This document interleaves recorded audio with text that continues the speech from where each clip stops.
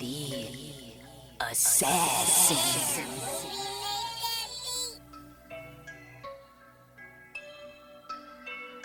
You know I break necks, call me Jack Tate. I have no regrets while your life is fading. I'm a crazy fuck equivalent to Satan. When I'm behind the mic, I feel like the greatest. You know I break necks, call me Jack Tate. I have no regrets while your life is fading. I'm a crazy fuck equivalent to Satan. When I'm behind the mic, I feel like the greatest. What up, y'all? You're listening to Sports Talk with Tropp, and I'm your host, Katie Tropp. Well, it's only appropriate to start the show out like this. Whoop that trick! Whoop that trick! Whoop that trick! Whoop that trick! And that's because the Lakers whooped that trick. And if you want to know who that trick is, it's the Memphis Grizzlies. Holy shit, I could not believe that the Lakers actually not only won the series, but kicked their ass. They whooped that trick. And that's what you get, Grizzlies, for shouting out little slogans like that and putting yourself out there like that. When you lose, we's going to make fun of yous. And so the Lakers moved on in dominating fashion to the Western Conference semifinals. They have not made me a believer just yet, and I will get into that when I break down the matchup between the Golden State Warriors. But it is awesome to see that they whooped that trick, and I love that they got to do it. It would have been even more hilarious had they been able to dim the beam like Steph Curry and the Golden State Warriors did yesterday. Holy shit. I could not wait for the stupid Kings to lose because I hate the Kings. And one of the reasons why, there's two reasons why I hate the Kings. Number one, they used to be a rivalry of the Lakers. You can't be considered a rivalry when you don't win anything, and they haven't been shit in 20 years up until this year. So it's no longer a rivalry, but for me, I still hate the Kings. But the main reason why I can't stand the Kings is they have the biggest crybaby fans ever. They still sit around and cry about losing to the Lakers in the early 2000s in the Western Conference Finals. Referees are against us. They still talk that shit. And it's like, God, I've already mentioned many times on this show how much I hate people who bitch and complain about refs. And so when I hear that shit, I always it's amusing to me because it does nothing. Number one, you still lost. And we still won, so fuck you. And it was hilarious to see their stupid Light the Beam campaign, little bullshit that they've been doing all season long. And their fans are such little twats over that thing too, because I've mentioned many times I grew up in Reno, Nevada, and there is a radio show I listen to that is based in Sacramento, California. But they also broadcast in Reno, and I still listen to them regularly because it's a great fucking show. It's called the Rob Anybody and Don Show, if you want to check that out. You probably have if you're in the area, because they're the best thing that's over there. But anyways, there was one day they basically spent the entire episode of crybaby Kings fans crying because they were making fun of how stupid it is, because honestly, Light the Beam, that shit is dumb. But okay, whatever. If that quote motivates you, good for you. But it was hilarious because they were basically mocking it the whole time, and Kings fans were actually calling in, crying and upset that they were made fun of. And then they were even more upset that they actually found out that when you press the big button, when the player presses the big button, they don't actually light the beam. Somebody behind the scenes does it. And they were actually upset about that. They thought it ruined the quote magic. I'm like, dude, it's basketball. You should be excited that your team's doing good. But of course, they were too focused on the goddamn beam. And guess what? Steph Curry dimmed that beam. Holy shit. I mentioned when I was breaking down my top 10 greatest NBA players of all time. And I did mention, I didn't put any current players in other than LeBron, because I feel like LeBron has basically already cemented his legacy. He's only just adding to it. Well, Steph Curry is almost there, especially if he wins a championship this year. Steph Curry will have 5 rings. Let's just put it that way. And that puts him in company with the likes of Tim Duncan, Kobe Bryant, Michael Jordan, Kareem, like that puts Bill Russell, it puts him up there with them. So it's just crazy that, because I mean, I kind of feel like, while Curry is still playing at a high level, I kind of feel like he peaked probably a couple years ago. You know what I'm saying? He's still good. He still puts it out there, but I feel like, he's not going to drop 50 points and break records like he did yesterday. Steph Curry dropped 50 points, 8 rebounds, and 6 assists. And holy shit, this guy, he took over this entire series. It's just insane to watch what he continues to do. And I've been a huge fan, love Steph Curry. Gonna always root that dude on just because I just love his game. And it was fun to watch him. But also, too, man, Klay's putting it together. Draymond's putting it together. This team is putting it together at the right time. And they are the defending champs for a reason, but it was hilarious to see them dim the beam of the Sacramento Kings, or the Sacramento Queens, as Shaq called them. Anyways, now let's break down the Western Conference semifinals matchup between the Lakers and the Golden State Warriors that begins Tuesday night in San Francisco. And this one, like I said, the Lakers, while they showed me something against the Grizzlies, they also had those really stupid games. Like when they lost, I'm like, do you guys even know what you're doing out there? Like sometimes it just kind of feels like they're freestyling, and that's not how you win basketball games. You actually have to set up plays and look really good out there on the court, kind of like the Golden State Warriors do. So far, the Lakers haven't shown me that they can actually advance to the next round, even though, of course, I will be rooting them on. But I don't think they have a shot at beating the Golden State Warriors, especially because the Warriors are coming off of this big win against the Kings. And the Kings were not a chump team, as much as I hate them. They were a good team, and when you beat them, that's a big deal. And that was a crazy series back and forth. But with the way that the Golden State Warriors are now putting it together, they are the defending champs. They've been here many times before.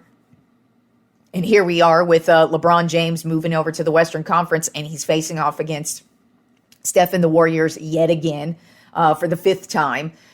So, I mean, the Warriors do own this quote rivalry against LeBron, so there's that as well. But Anthony Davis, it's been nice because he actually had a great series. It was kind of shaky at first. In the first game, it looked like he was going to be injured. And, of course, he gets injured in the first game. But no, luckily he came right back in. And so far, injuries have not been an issue with him or LeBron or anybody else on the team so far. So they looked good. It was a nice series against the Grizzlies, but I don't expect them to beat the Warriors. Warriors are putting it together. And real talk, don't be shocked if you see the Warriors winning the championship yet again, because they are making a run at the right time. They know how to do this, and they've got greatness throughout the whole team, because not even just Steph Curry, but like I said, Klay Thompson's back to normal. I mean, Klay had some big games in this series. He made some big shots yesterday, too. And then Draymond Green also, once again, playing big in this series. Andrew Wiggins has stepped it up. And then, of course, they've got Kerr as their coach. So I just kind of feel like their experience really puts them above the rest. And, if it goes 7 games like it did against the Kings, I would bet on them just because they know how to win in that moment. So I do think it's going to be a good series against the Lakers. I don't think the Lakers are going to roll over and be that horrible, but I just don't think they're going to be able to win a 7-game series against the Warriors. And I actually have the Warriors winning the series against the Lakers in 6 games. Then moving on to the rest of the weekend's games, the semi-conference finals did kick off this weekend. Beginning on Saturday, we had the Denver Nuggets absolutely dominate the Phoenix Suns 125-107. Very shocking game from the Suns. But then again, I mean, they rely heavy on their 4 starters. And their bench doesn't get a lot of playing time. As a matter of fact, their starters average the highest playing amount of minutes on the court. So that could be an issue for them. But then also, when Denver has other players besides Nikola Jokic step up, and Jokic did have a fantastic game, But if he has a couple other guys step up, then the Denver Nuggets are a solid-ass team. And so Jokic, he had 24 points, 19 rebounds, 5 assists. Jamal Murray, heard that name a shit ton in the first round. Well, here we still are. He had 34 points, 9 assists. And then Aaron Gordon, he was that other guy out there just knocking down the shots, making the big plays. He dropped 23 points. But really, all their role players stepped it up. And then just the Suns, they kind of looked gassed. And Kevin Durant did not. Kevin Durant actually looked really damn good. So it just was kind of one of those things. It just kind of felt like the Suns were a little bit overpowered by the Nuggets. But I still have faith in the Suns throughout the series. And game 2 is actually tonight, Monday night. And then yesterday we had the Miami Heat against the New York Knicks. Playoff Jimmy Butler is still here to stay. The Miami Heat got the win against the Knicks, 108-101. It was at first, the first half was pretty much dominated by the Knicks. Then third quarter rolls around, and it's slowly starting to turn towards the Miami Heat. And then Jimmy Butler just started knocking down some heavy shots. But it wasn't just him. Butler did have a great game, 25 points, 11 rebounds, 4 assists. But also Kyle Lowry finally showed up. He's kind of disappeared this season. He hasn't really shown up a whole lot for the Heat. But when he does, he's a factor, and he was a factor in this game. And then you also had Bam Adebayo, who also had a good game, 16 points, 8 rebounds. So the Miami Heat take the 1-0 lead in a close series. And Julius Randle still didn't play yesterday. He's still questionable for the next game. And then for game 2, which is going to be Tuesday night, it looks like Butler for the Heat and Brunson are also both questionable to play. Now, I would expect them to play, but at this rate, we're losing a lot of stars in these playoff games, which really sucks if you're a fan. But it hasn't hurt the play on the court so far. The playoffs have been really, really fun to watch. And, hey, I'm still happy that the Lakers are still in it, and I have something to root for once. And then also Monday night, game 1 of the Philadelphia 76ers versus Boston Celtics series kicks off. Right now, they're in the third quarter, and Boston's up 68-63. They've pretty much dominated this game. Joel Embiid is not playing right now. He's out for this game. But James Harden's actually shown up. He had over 20 points at halftime. Don't know where he's at now, obviously, because I haven't been paying attention. But I kind of have a feeling Boston's going to go ahead and run away with game 1. But we'll see if how the rest of the series turns out. It's going to suck if we don't get any Joel Embiid, because that's what cut the 76er season short last year. Is he got injured in the first round, and actually right before the first round, and then he got more injured in the first round, and then it just kind of fell apart from there for the 76ers, and it's going to suck if that happens again. I mean, I know that's the way the cookie crumbles. Injuries are a part of the game, but it just sucks because I personally like Joel Embiid a lot. I think he's a fun player to watch, and it would be nice to see him excel, especially in the postseason, because we really haven't seen that from him yet, just because he's been getting injured. So hopefully we'll see him in game 2. But so far, Boston is leading the 76ers 38-31. Well, now the score's not up there. Taking some free throws. Jason Tatum's taking free throws. They are up now they're up 70-65 in the third quarter. So looks like it's a close game. They're keeping it close. So good for the 76ers, because they're definitely going to need that. But like I said, hopefully we get Embiid back and they make it a series, because if Embiid does not show up for this series, or at least be somewhat, at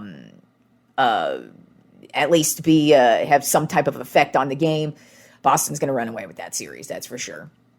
All right, so let's move on to the Tropp 10 MLB Power Rankings this week. Not a huge shakeup, a couple new teams in here, but there are still the 2 surprising teams in here. Beginning with number 1 is still the Tampa Bay Rays. They continue to just dominate. I mean, they've had a couple bad series here and there, but overall they're still doing well. They're 23-6 overall on the season, 7-3 in their last 10 games. This past week they lost a series to the Houston Astros, but swept the Chicago White Sox. It kind of feels like everybody is sweeping the White Sox as of late.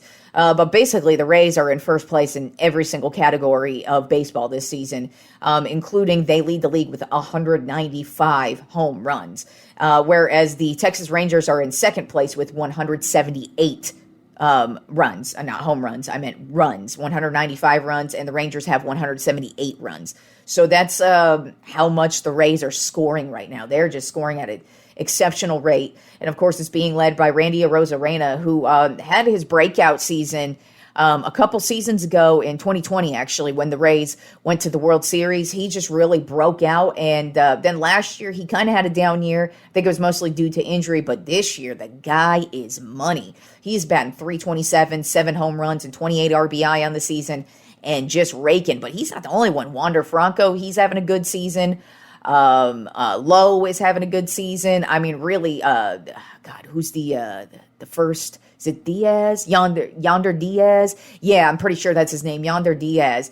He is having a great year. He's got 7 home runs on the season as well. But then you turn to the pitching side of things. You got Shane McClanahan, who's leading the league in wins with 5 wins. He's got a 2.12 ERA and 42 strikeouts on the season. So he's just having a great season. Their bullpen is lights out. I mean, the Rays, they're just looking really, really solid right now. Then moving on to number 2 on my Tropp 10 MLB Power Rankings. Still, the Pittsburgh Pirates, cannot believe it. They are 20-9 on this season. I can't believe that. They're 8-2 in their last 10 games. Once again, I can't believe that. This past week, they won a series against the Dodgers, and then they also won a series against the Nationals as well. And they are just doing it in so many different ways. They have all these young dudes stepping it up. They've got this Velasquez pitcher. He's got 4 wins, a 3.06 ERA, 32 strikeouts on the season. Then you've got Zawinski, this outfielder who's come out of nowhere. He's got 6 home runs, 18 RBI on the season. Like, they've got so many different guys stepping it up this season. It's just crazy that the Pirates are not only in first place in their division, but they're actually looking like a legit baseball team. As I continue to reiterate, I don't know how long it's going to last, if this is going to be something that they're able to maintain throughout the entire season. But so far from the Pirates, they look like a legit squad. Then at number 3 on my Tropp 10 MLB Power Rankings of the Toronto Blue Jays, overall record of 18-10. This past week, they also, I don't think they swept the White Sox. They either swept them or took 2 or 3, whatever. They won the series against the White Sox. And then they also won a series against the Seattle Mariners as well. And this is just a team that I've expected them to be this good. They've got a ton of offensive power. You've got Bo Bichette, who's batting a .317 with 6 home runs, 18 RBI. Then you, of course, have Vlad Guerrero. He's batting a .309 with 5 home run and 15 RBI. Their pitching is doing great. Kevin Gausman, even though they haven't really backed him up with the wins, he's killing it with the ERA and the strikeouts right now. So he's coming in and making the plays that he needs to. It's just that it seems the offense lets him down when he gets the start. But I mean, overall, you wouldn't think their offense is down just because they are looking really, really good this season. Then at number 4 on my Tropp 10 MLB Power Rankings of the Atlanta Braves, overall record of 19-9. They're 5-5 in their last 10 games. This past week, they took the series from the Miami Marlins, and they got a win against the New York Mets, but the rest of the series was postponed due to weather. But I mean, really, the Braves are just doing what the Braves are doing. They have a ton of offensive and defensive weapons and great starting pitching. I mean, Spencer Strider, already talked about him the other day, how he's just been one of the best pitchers in the league since the day he hit the major leagues. But then one of their few offensive players behind the plate that I haven't really talked about much this season is Austin Riley. He's starting to get it going as well. He's batting a .253, 5 home runs, 15 RBI. But then you also have Ozzie Albies, who's had a hot couple of weeks as well. He's got 7 home runs and 23 RBI on the season. And then, of course, Acuna, he's batting well over a 300 right now. I think he's at like 356 or something crazy like that. So he's just been very consistent behind the plate. They've been very consistent with the starting pitching. They've had their ups and downs, but then again, they are in one of the toughest divisions in baseball, so they're going to have their ups and downs. But I mean, the Braves, you can't count them out of any game because they have some of the top players at many positions in the game that superstars. It's crazy for how many years the Braves still have a lot of the they just re-signed all these Acuñas and Rileys and Albies and Strider's a young guy. So this team is probably going to be good for quite some time. Then at number 5 on my Trop 10 MLB Power Rankings, a team I still can't believe is up here, and that is the Baltimore Orioles. Overall record of 19-9. They are 8-2 in their last 10 games. This past week, they took the series against the Boston Red Sox and the Detroit Tigers. They are just a very well-oiled machine. They don't have a lot of superstars other than their catcher, Adley Rutschman. He's having a great season. He's batting .291 with 4 home runs and 17 RBI. But overall, they're really just all their players are just getting the job done, stepping up when they need to. They've got Mountcastle, who's been hitting the home runs out of the park. But then you've got guys like Rutschman getting playing the small ball, getting the guys on base, and getting the runs batted in as well. But then also defensively, they're looking well. And then their pitching, for some reason, has not let up. Usually they'll have a good starting rotation, but they just never seem to put it together. And this year they are putting it together. At least so far they are. I don't know how much longer I'm going to be able to believe in the Orioles, but they're still here. I mean, I had to keep them at 5. I couldn't justify putting them over the Braves or even the Blue Jays, just because I feel like both of those teams are far superior. And the Pirates, they're just on such a tear right now. It's really difficult to actually start dropping them down at any point. So the Orioles, I felt like 5 was a good spot because while I don't really believe in them to, be a championship team, they're still having a good season and they're playing well right now at least. Then at number 6 on my Trop 10 MLB Power Rankings of the Houston Astros, overall record of 15-13. They're 7-3 in their last 10 games. This past week, they won the series against the Tampa Bay Rays, but lost the series against the Philadelphia Phillies. But man, Yordan Alvarez, he is picking right up where he left off last year. He's batting .272 with 6 home runs and 27 RBI. But then you also have, because the question for the Astros this year was, who are they going to fill the empty spot of Justin Verlander? Because Justin Verlander, he has been their ace for years. Basically, since they traded for him from the Detroit Tigers, Verlander's been that dude. And, they lost him to the Mets in the offseason. And it sounds like they have found his replacement in Hunter Brown, who's got 3 wins on the season with a .237 ERA and 32 strikeouts on the season. So who knows? I mean, he's obviously got big shoes to fill with Verlander, but so far he's having a really good season. Valdez still pitching his ass off as well. But the Astros, they're starting to get going. They are starting to get going. So look out for the Astros.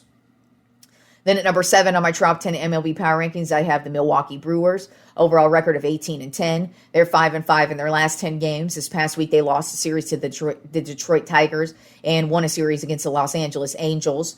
They've been hot for the most part, but this week, these past couple of weeks, they have started to decline a little bit. And when you lose to the Tigers, it's a pretty big deal, or at least lose a series to the Tigers that matters since they're terrible. But Wade Miley, he's having a great season at starting pitcher with 3 wins, with a .186 ERA and 19 strikeouts on the season. But then this Brian Anderson guy, who's come absolutely out of nowhere, has just been on fire for the Brewers. He's batting at .255 with 5 home runs and 20 RBI. And he has kind of cooled off a little bit, but he's still making some big plays for them. And the Brewers still playing some good baseball right now. Then number 8 on my Trop 10 MLB Power Rankings of the Texas Rangers. Overall record of 17-11. They're 5-5 in their last 10 games. They started off the week losing a series to the Cincinnati Reds. As a matter of fact, they got swept by the Cincinnati Reds, which is just pathetic. Because if you didn't know, there are a few really pathetic franchises this season where they're like setting really low attendance markers, and the Reds are one of them. The other day in their stadium, they only had something like, I believe, 7,000 fans, and their stadium fills like 40,000, I believe.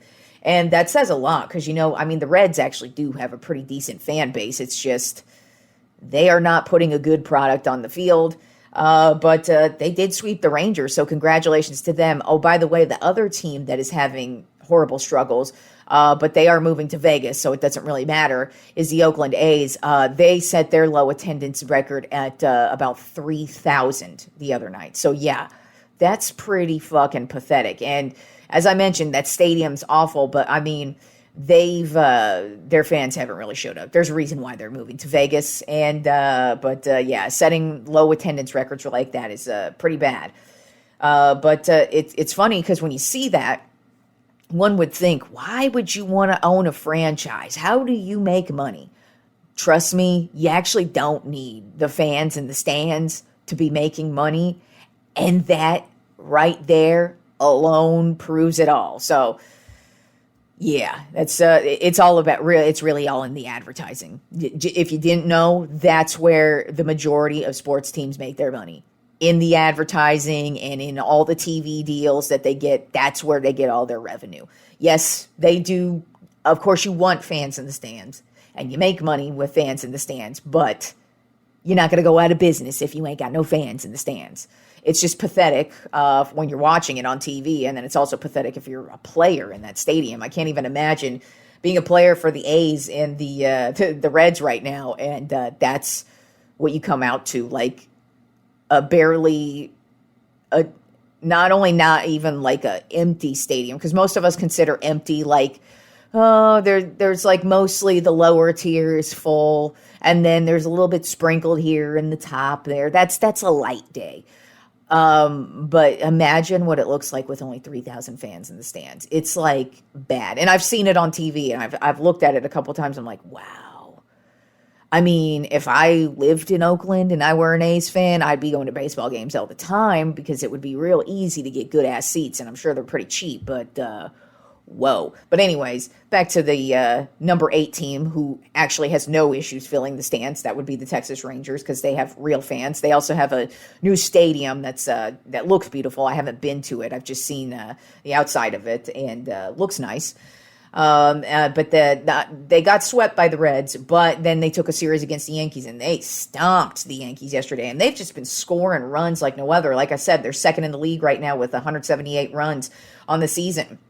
And it's just, man, Adolis Garcia, he has really just broken out this year. He's batting at .267 with 8 home runs and 30 RBI. But then you also have Martin Perez, their starting pitcher. He's having a phenomenal year, 4 wins with a .241 ERA and 26 strikeouts. The Rangers are really putting it together, no surprise. As I've said, Bruce Bochy, I knew he was going to turn that organization around. I'm not shocked that it's been so quick. But they're looking pretty good right now. And especially, like I said, they stomped the Yankees yesterday. I think the final score was something like 15-2.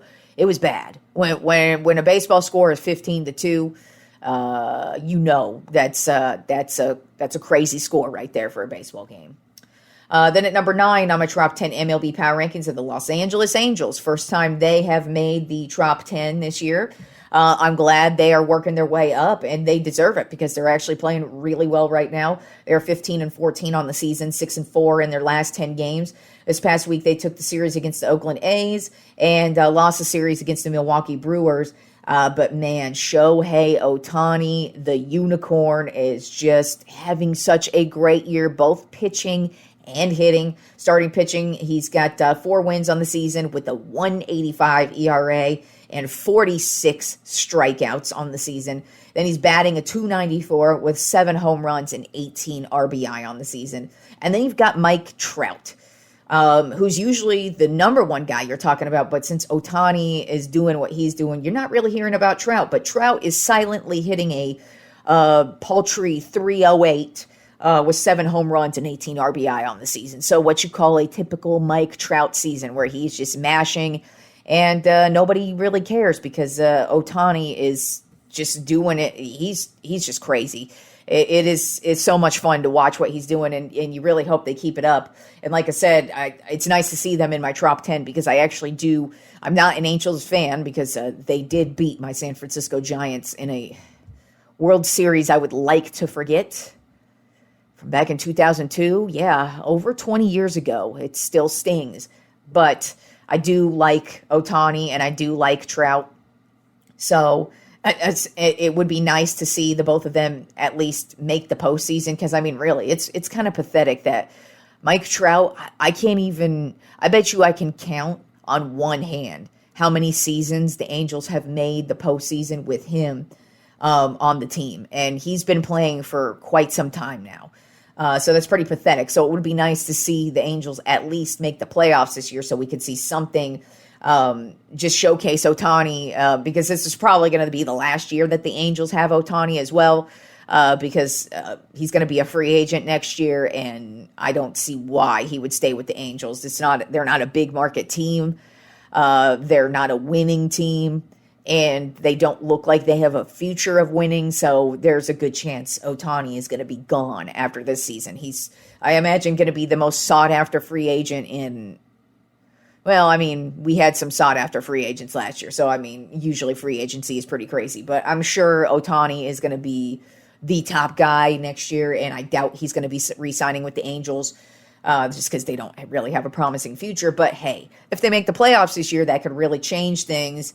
And, you got Mike Trout in the lineup with you, that you can't really be upset about that. So if they're able to, I don't know, maybe make a couple of trades, they are actually playing really well right now. I mean, it's not even just Ohtani and Trout who are playing well. It's just overall as a team, the Angels are actually playing pretty well. So who knows what they're able to do towards the end of the season. But right now, not too bad. Then rounding out my top 10 MLB Power Rankings, a team I finally had put in here.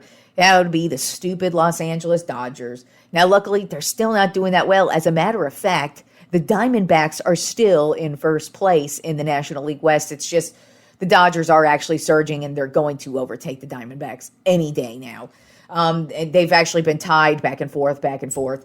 So right now, on the season, the Dodgers are 16-13. They're 7-3 in their last 10 games. This past week, they lost a series to the Pirates, but they swept the Cardinals.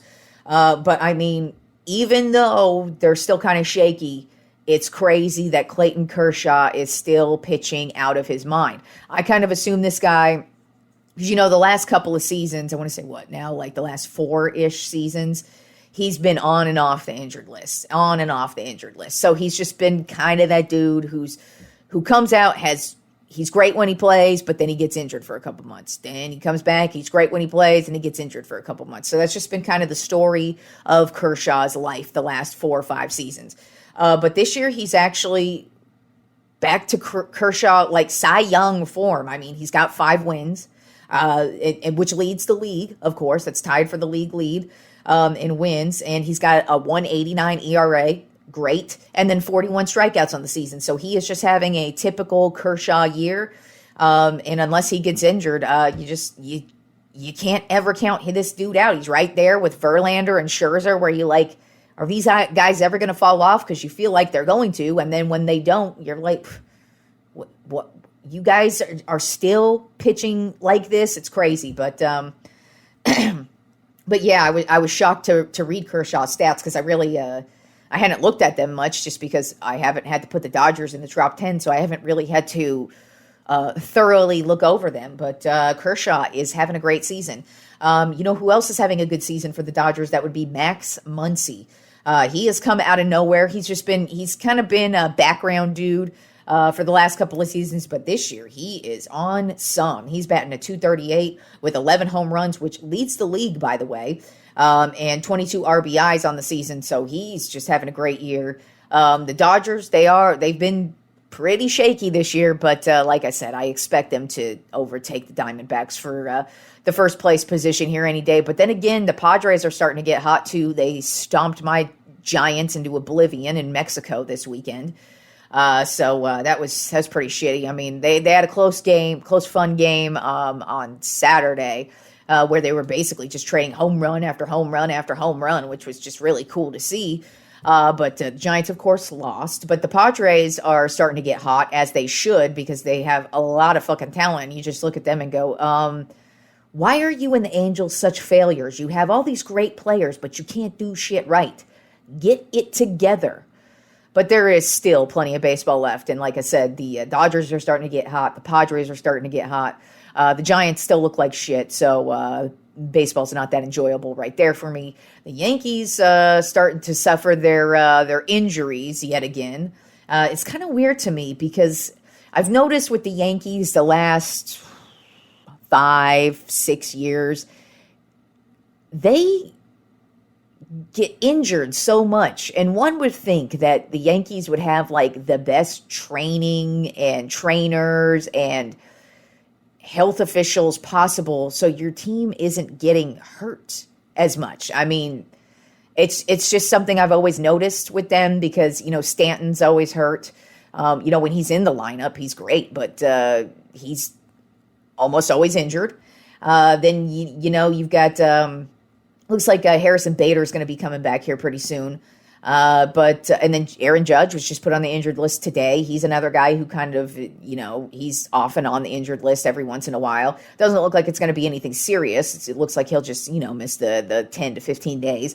But it's kind of weird to see this happen to the Yankees, and it's been kind of one of their issues. But even so, their starting pitching is still really good. But you'll notice they did fall out of the top 10 this week because they are not playing so well right now, especially because, like I said, they got their asses beat by the Texas Rangers this weekend. So Yankees not in there, but they probably will shoot back up there at any time. But that is the Trop 10 MLB Power Rankings for the week. And I hope you guys all enjoy the rest of the week of the NBA playoffs and baseball. And I will talk to you fools on Friday.